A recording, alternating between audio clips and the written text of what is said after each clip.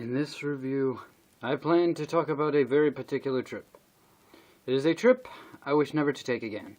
A trip of sobriety, I will not lie. And screw it, I know I'm ripping off Nostalgia Critic on this opening, but let's just get on with the review. Well, story is more the way to put it. At first, I found myself in the middle of an unknown ocean, the East Blue as they called it. Or the West Blue, or all blue. I mean, it was all blue. Though there was a place that they did describe called the All Blue. The first person I came across was a young kid, a little younger than me, by the name of Monkey D. Luffy. He was a small black-haired kid with a red shirt and a straw hat on. I figured I might as well go with this kid because he claims that he wants to become king of the pirates. I figured, well, I got nothing better to do, so I'll go with you. Along the way, we came across a cocky, egotistical, and very dangerous teal-haired swordsman named Zoro. I don't remember his real name, but whatever. So, after recruiting Zoro and hopping on probably the smallest little dinghy we can find, we soon came across a cook who was in trouble by the name of Sanji. He and Zoro didn't get along very well, but we kept going anyway because Zoro's loyalty and my loyalty were more than enough. We also came across a red-haired, cute, cheeky little pickpocket by the name of Nami. She was pretty good with a staff, I'll give her that. Zoro could move his swords without looking like he was moving at all. Next in line was a slingshot sniper who looked a bit like Pinocchio by the name of Usopp. Oh, the poor kid.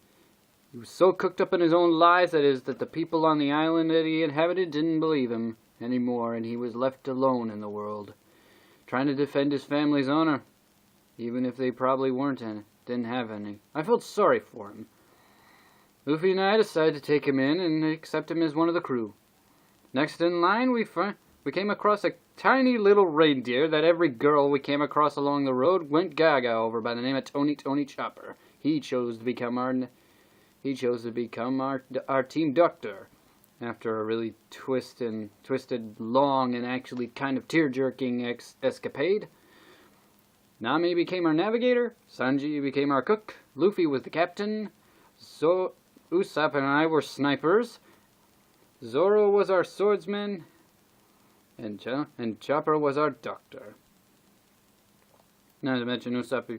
Well, I already said Usopp, but you know what I mean. Last but not least, after we guided a princess to a place called Alabasta, we accepted one more crew member.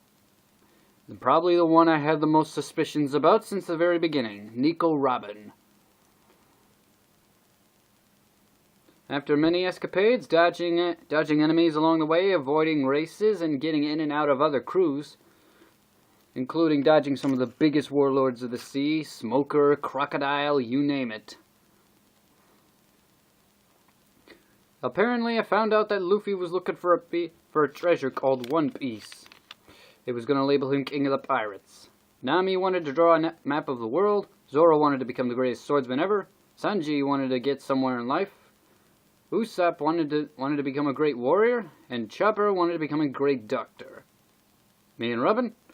Robin just wanted to live life. Because apparently she had nowhere else to go and Luffy stopped her from dying, which was one of her wishes. Then we came across a skeleton by the name of Brook, who became our musician, and a hilarious cyborg named Frankie. But then, the incident at Enies Lobby. Robin allowed herself to be turned in after an incident in a place called Water 7. And she was going to allow herself to die for the first time. After having this character grow on me, I finally decided to snap. Luffy, the crew, and I decided to go over to Enies Lobby and bail her out. After God knows how long of fighting, we finally got her out. And then Luffy, he went searching for someone who passed himself off as someone else who turned out to be his older brother. His older brother Ace. Ace got killed, spoiler alert, and we also came across a person by the name of Boa Hancock. She grew a fondness for Luffy and even for me for a little bit. But that is where I'm going to cut off our story. The people I've met, the places I've seen, and the things I did. God Almighty, I might have become the first kid in the block to join a group of pirates.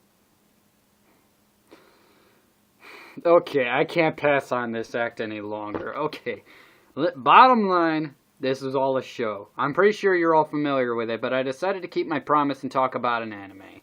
But since it's been nearly 2 flippin' months since I've talked about anything, I finally wanted to get it done. So,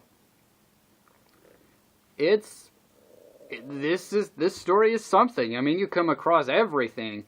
People who could, someone who could turn people to stone if they admire her. Someone who could sprout limbs out of nothing. Someone who could slow you down with a beam. Someone else who was a giant mermaid. That's something you don't see every day.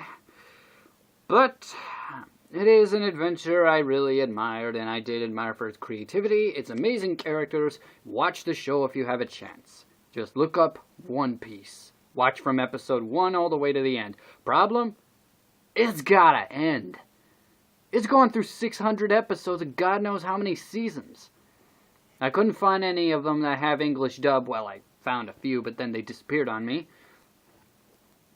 But for some stupid reason, I've never been able to get up to episode 130 when Robin first joins the crew on the English dub. Well, I did on Hulu, but then those disappeared, and now all I'm stuck with is the subtitle version, and if I want to read my way through a story, I'll get a friggin' book, like the one I'm reading in front of me right now.